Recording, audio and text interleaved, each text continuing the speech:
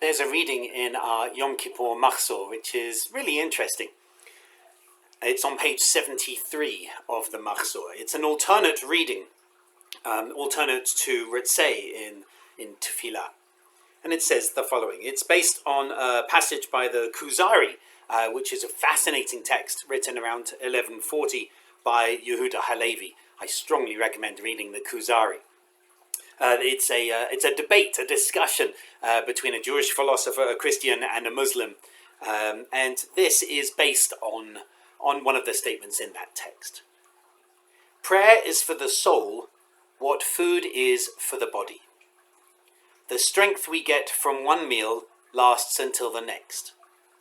So too, the blessings of a prayer last until we pray again. The longer the pause between one prayer and the next, the more we're mired in worldly pursuits, in words that dim the purity of the soul, in speech that dulls its brightness. When we pray, we wash away all that clouds our vision and satisfy our spirit's hunger for a higher calling. Prayer gives the soul what food gives the body. This is a really interesting text. Those who know me and my theology know I'm not much one for this dichotomous belief in body and soul, which I see as having come from Hellenism and the Jewish encounter with Hellenism.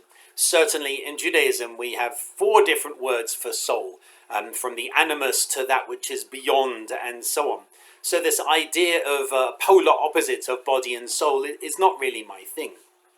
It's interesting to have this reading on Yom Kippur. It's a day when we're fasting, and this reading is talking about food. Who wants to be talking about food when we're fasting?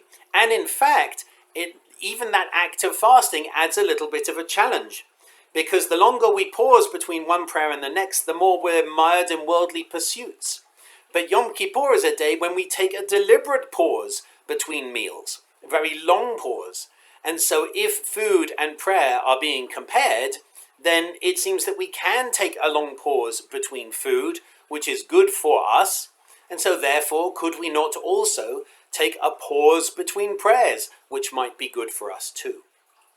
And I think the answer to that for me is yes, it depends what prayer.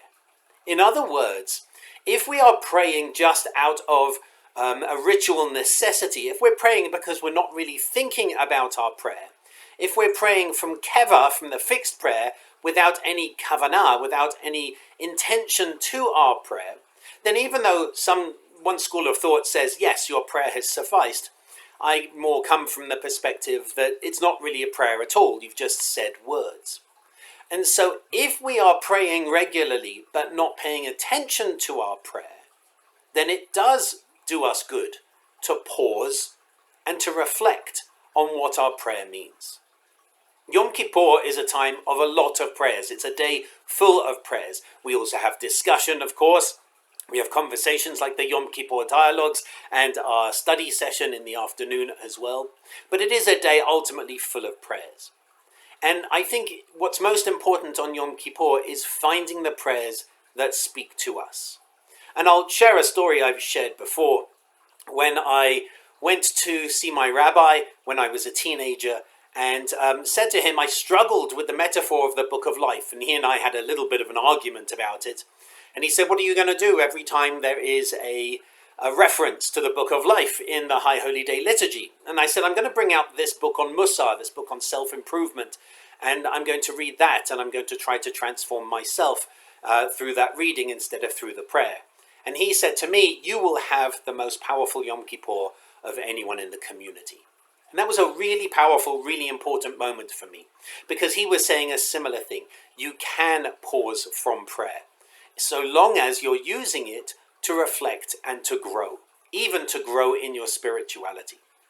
So actually, even though at first glance this reading might be quite challenging, especially talking about food on Yom Kippur, I think it really helps us as we prepare for Yom Kippur, because it reminds us of the need to pray properly, What does that mean? The need not to say the prayers properly to get the exact words, but to pray with the proper kavanah, with the proper intention. To pray in a way that moves us, so that we are a different person at the end of our prayer than we are at the beginning of our prayer. And so Yom Kippur acts as a day, a pause from food, and reminds us that we also need to pause from prayer that is unthinking and move into prayer that is real and true. I hope that you'll be able to join me this evening. My Shabbat Shuvah sermon continues the theme of the sacred struggle. This evening, it's the sacred struggle of tradition and modernity.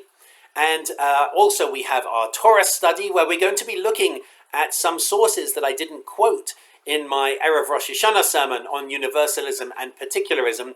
I took 30 pages of notes for that sermon. I may as well use those notes. And so we're going to look at, don't worry, the handout isn't 30 pages long. We're going to look at some of those sources that I looked at to inform me on this, and we're going to discuss what it means to be universalists and particularists in Judaism. And of course, we also have our Shabbat Shacharit service as well as Kol Nidre and Yom Kippur next week. I do hope that you'll be able to join us to pray and to pause, and hope to see you soon. I wish you Shabbat Shalom.